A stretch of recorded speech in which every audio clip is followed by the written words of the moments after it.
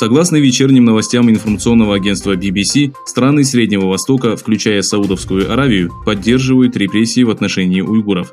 Сотрудник информационного агентства провел интервью с одной из уйгурок, которая рассказала, что во время хаджа ее супруга без объяснения причин задержали саудовские полицейские и через 15 суток депортировали в Китай. Мать 5 детей около 2 лет не видела своего мужа. «Наши дети остались без отцов, мы лишились родины, родителей и мужей». Этими словами женщина описала свое положение. В 2014 году ее супруг был задержан китайскими полицейскими в рамках операции, направленной против уйгурских бизнесменов в городе Хотан. Через 3 месяца его освободили. Затем им удалось выехать в Турцию на постоянное место жительства. Однако в 2018 году в ходе паломничества его задержали саудовские полицейские в гражданском и депортировали в Китай.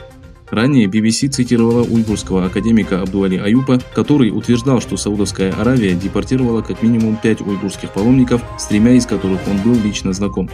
В 2017 году правительство Египта начало массовые аресты уйгуров и передало китайским спецслужбам более 300 человек, в том числе и студентов.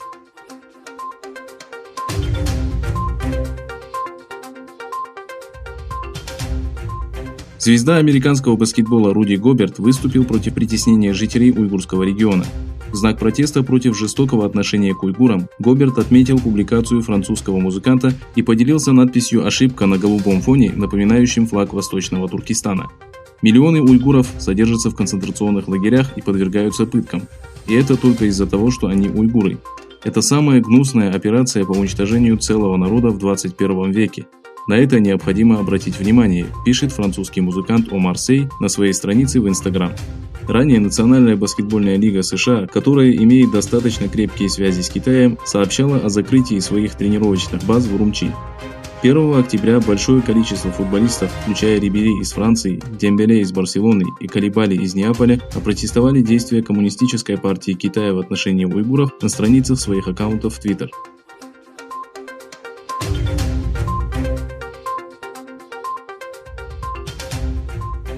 Сенатор-республиканец Скотт Перри предложил внести Коммунистическую партию Китая в список международных преступных группировок. Проект закона поможет правоохранительным и силовым структурам США пресечь злонамеренные действия Коммунистической партии Китая. Кража интеллектуальной собственности, кибератаки на стратегически важные структуры США, шпионаж и плагиат – достаточные причины для включения Китая в данный список, написал он на своей странице в социальной сети. Предложение сенатора поддержали республиканцы Тим Буршат и Скотт Джежарлис. Скотт Перри выступает за наказание Китая как по местным, так и международным законам.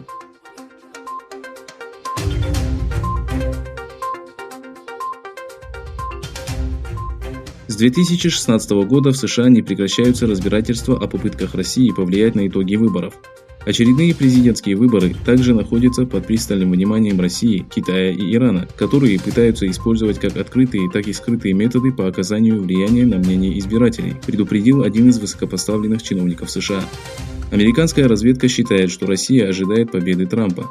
В свою очередь, один из сторонников Трампа считает, что угрозу представляет не Россия, а Китай. В начале месяца Трамп опубликовал в Твиттер следующее сообщение. Естественно, Китай надеется на победу Байдена, потому что я выручил в Китае миллионы долларов, передав их нашим фермерам и государственной казне. Если победят Байден и Хантер, то Китай захватит США. Что касается Джо Байдена, то на обвинение Трампа о лояльной позиции по отношению к Китаю он пообещал в случае победы не отступать от прав человека и других важных вопросов.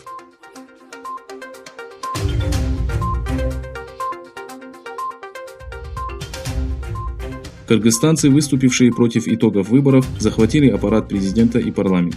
Сторонники 12 партий, которым, согласно заявлению Центральной избирательной комиссии, не удалось набрать минимальных 7% голосов, потребовали признать результаты выборов недействительными и провели митинг на столичной площади Алатоо. Для разгона 5000-ной толпы полиция применила слезоточивый газ и звуковые бомбы.